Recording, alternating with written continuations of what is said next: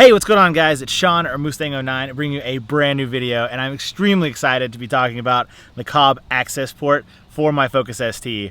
I have to say a huge thank you to Cobb for sending this thing out. It's going to help us not only tune the car, but also monitor any parameters that we really want to see that the car is putting out. So let's get right into the install.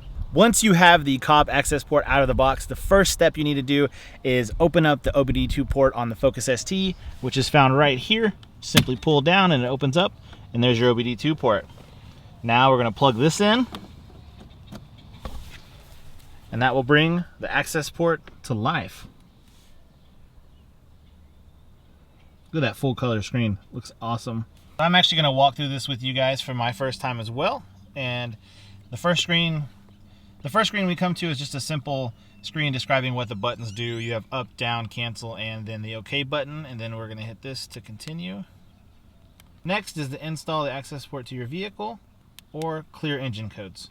We're going to install the Accessport since I'm currently showing no engine codes. Turn the ignition on but not start the car.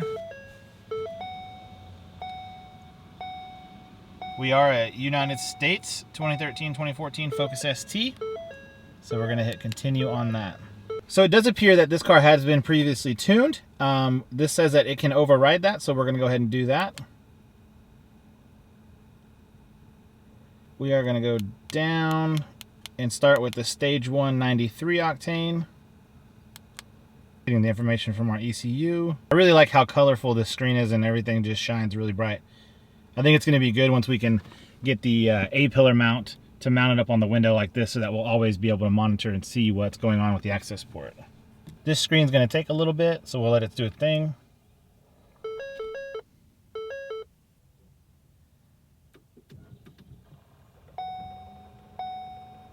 Sweet, so the tune is currently installed.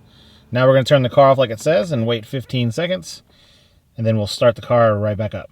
Awesome, so now that you can see we have since tuned the car, it gives you a list of new options such as gauges, performance, obviously troubleshooting.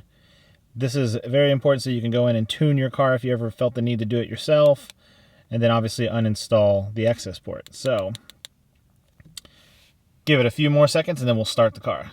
Alrighty, so we waited the 15 seconds. We're going to go ahead and start the car and see what kind of gauges we can get to monitoring our Focus ST. Clutch in. Car seems to be acting normal, as it should. Go into the Accessport here. See our gauges. So you have the option to do one large gauge and then all the way down to 6, and so it's going to become smaller and smaller as you go.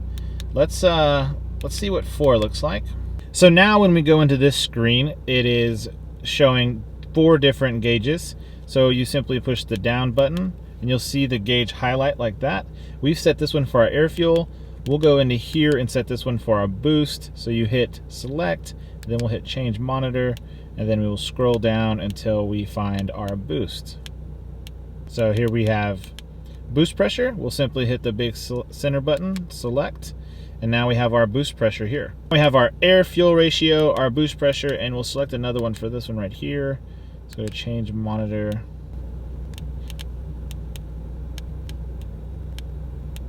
You have all of these different options that you can choose from. Select charge air temp for that one. Let's just do engine RPM for the fun of it right now until I figure out exactly what I want to be monitoring. And so you can see here this engine RPM is showing around 900, and you go over to the actual RPM on the dash, on the cluster, and we're right at 900. So measuring everything seems to be very correct. And then one thing we can do is we can go up here and we can configure a shift light so that it'll tell us when we need to shift. So when we have the Cobb, the Accessport mounted up, we'll actually be able to look over and see, hey, you need to be shifting right now. So 6500 is actually already at redline, so I don't really want to shift at redline every single time. Let's make it a little lower. Let's say, let's go 4500, and we'll save it at that. Now that we have our shift light set to 4500 RPMs, we're going to see if we can't show you guys how that goes on the Accessport, and it'll show us on these dots right here. You see how it blinks red when you're supposed to shift.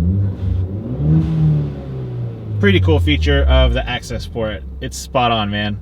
And just so you guys know, the shift light is really meant for, like, I guess you could say racing, so that you know where to shift when you're in your optimum power band and you're like racing at the track. But for us, since we're not gonna be racing this car a ton, I drive it a lot for work, so I wanna make sure that I'm getting good shifts in, and I guess 4,500 RPMs will be that. If I'm going over that, then I need to tell myself, hey, go ahead and shift. You can get better fuel economy and you'll just be good. If you guys have any suggestions on what I should be monitoring on my Accessport, leave that down in the comment section below. I want to hear what you guys monitor with yours, and maybe like some different steps we could use with this to get some better monitoring going. One of the like really important features I think the Accessport has is the ability to data log information, and that's so key and crucial when you're running anything to its extreme. When you're running a performance vehicle, you want to be able to monitor what the aspects of it are. So being able to do that and go back and look at the numbers and tell if you're leaning out somewhere, if you're running rich, or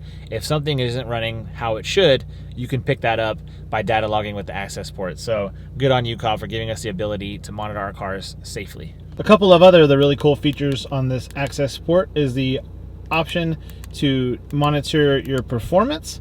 If you go down here to the stop clock, you can see that, hit performance. You can actually run a 0 to 60 mile an hour time, and also your quarter mile an hour time. Make sure you guys are doing this in a safe area, not on a public road. Do it away at the track or somewhere that there aren't pedestrians and other drivers around. Be safe. I really do like this gauge a whole lot. It's just, everything's very, it's digital. It's not like analog like this, so you can really see the numbers. It's got a clear, colorful screen to it. And you saw how easy it was to load this into the car. No sweat at all. It took all of 10 minutes to get everything programmed and plugged. So, dude, Cobb is on their game with everything from the catback install. If you haven't seen that, I'll put a link in the description or up top. You can check it out. To this, everything's just been very, so to say, plug and play. They make it very user-friendly. So thank you, Cobb, for doing that. I know this was a short one, guys, but I really wanted to bring you the install of the Cobb Accessport. It's very straightforward, and that's because Cobb does a good job with their products. Anything that's complicated you don't want to deal with, this was easy. I highly, highly recommend it, and I gotta say thanks to Cobb once again for sending it out. If you have any questions on the Accessport, leave them in the comment section below, and I will do my best to answer those for you. If you yourself are interested in owning a Cobb Accessport, there's a link in the description where you can go check it out on Cobb's website and pick it up from them. If you haven't already, guys, make sure to like the video and subscribe. I post new videos every Monday and Thursday at 4:30 Central Standard Time. And I want to thank you so much for sticking around and watching this video. It's been Sean or Mustang 09, and I can't wait to catch you boys back here next time. Take it easy.